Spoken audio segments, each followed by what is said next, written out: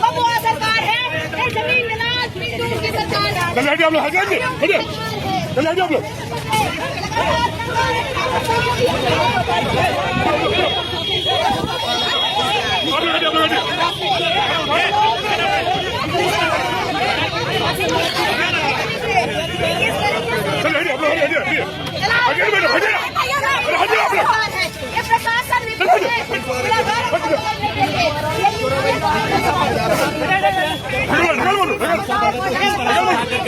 ले जाया जा रहा है द्वारा, आप देख सकते हैं देखिए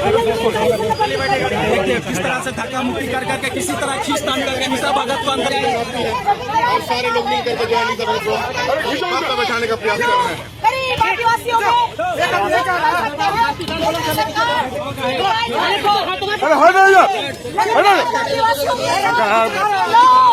बर्बरता से प्रहार कर रहे हैं। वापस चले और ये लोग हमें नंगा करके लोग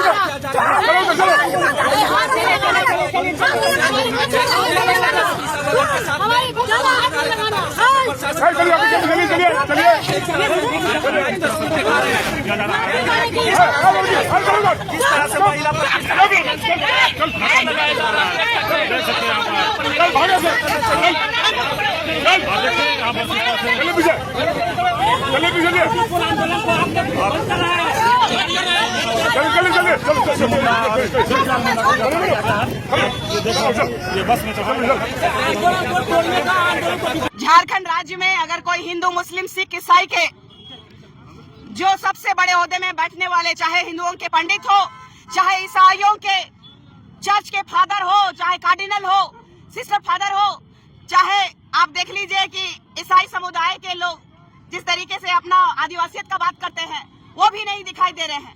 और अन्य धर्म के जितने भी लोग, जैसे कि कोई मुस्लिम का मौलवी अगर मर जाता तो आग लगा देता ये लोग, लेकिन आज हमारे पढ़ा राजा की हत्या हुई है, उनके शूटरों को पकड़ने में पुलिस प्रशासन नाकाम है।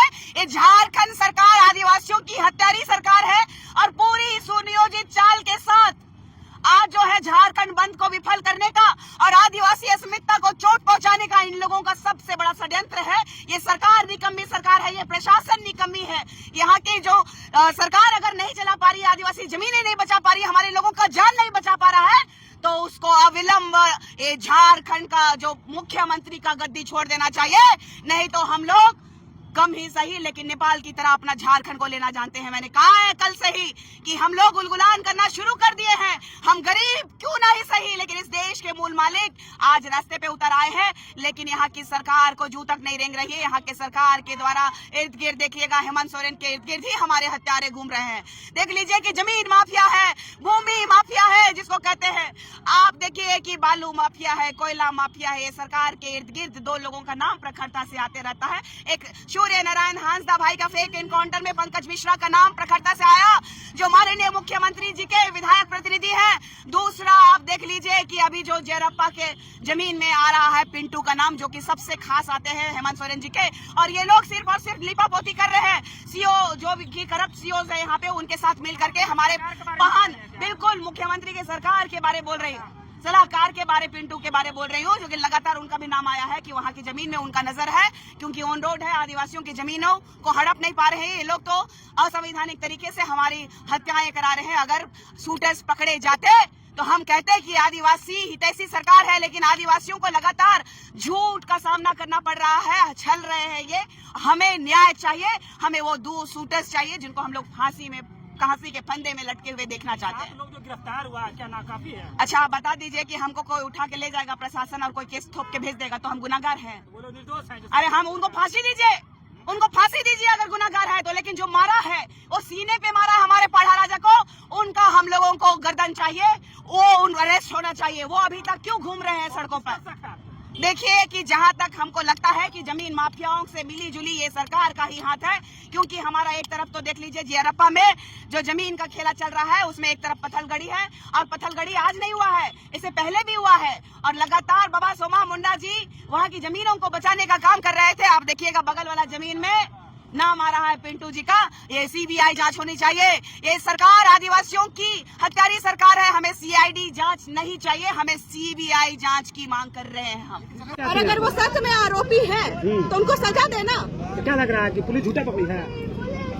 पुलिस प्रशासन का क्या काम है, नहीं काम है, मैं साफ तौर पर यहाँ पे हाई कोर्ट, यहाँ के सरकार और यहाँ के पुलिस प्रशासन से साफ तौर पर कहना चाहती हूँ कि आरोपी को अगर पकड़े हो, वो सचमुच का अगर आरोपी है तो उसको मारो, जान के बदले जान। साफ तौर पर कहेंगे आदिवासियों की जान और जमीन इतनी सस्ती नहीं हो गई है कि कोई भी दूसरा तीसरा दलाल आए और मार करके चला जाए। 7 लोगों को पकड़ा गया, क्या लग रहा है? तो पकड़ के क्या करेंगे? अगर मान लेते हैं कि वो लोग आरोपी हैं, मारेंगे, पीटेंगे, 1-2 साल जेल में रखेंगे, फिर बाहर निकल के वो मारेगा हमारे आदिवासी भाई बहन को।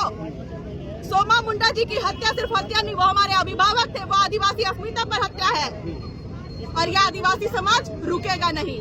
और जब झारखंड बंद का आह्वान किया गया है तो मतलब संपूर्ण झारखंड बंद। सड़क पर आदिवासी संगठन उतरे नहीं है अधिक संख्या में, क्या मानते हैं? नहीं उतरे हैं, हम लोग खुद बंदी करवा के आ रहे हैं जगह जगह। यहाँ पे भी बंदी हुई थी, बंदी का असर दिख नहीं रहा। बंदी का असर नहीं दिख रहा, यही कहने वाली बात है। यहाँ के जो झारखंड के लोग हैं, जब हमारे आदिवासी बाबा की हत्या हो जाती है और उनके न्याय के मांग के लिए अगर हमने संपूर्ण झारखंड बंद का आह्वान किया, और यहाँ के नागरिकों को मैं देख रही हूँ कि वो लोग किसी भी लायक नहीं है, वो आदिवासियों के सपोर्ट में नहीं है, वो उनका समर्थन नहीं कर रहे हैं, तो झारखंड के लोगों को मैं क्या ही कहूँ, बहुत शर्मनाक बात है ये।